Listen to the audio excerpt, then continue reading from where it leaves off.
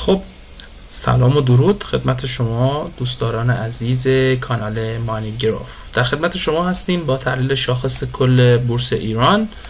اینجا یه کانالی بوده قیمت بهش خورده، اصلاح داشته، زمانی رفته بالا سقف کانال و اینجا یک کف تایید شده داشتیم و مقداری مقاومت و بالاخره از سقف کانال رد شدیم و رفتیم برای کانال دوبل. توی کانال دوبل هستیم. یه مینی کانال هم اینجا داریم که حالا قیمت یه بار بهش خورده، برگشته و داره تلاش میکنه که به سمت سقف حرکت کنه و میدلاین عبور کرد. یه نقطه انرژی من روی 6 تقریبا 7 میلیون میبینم واسه شاخص کل واسه سال 406 تیر ماه 406.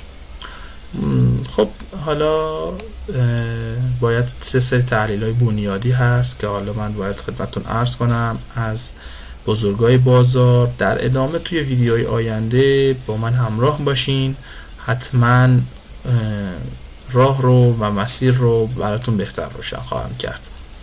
شب و روزگار بر شما خوش.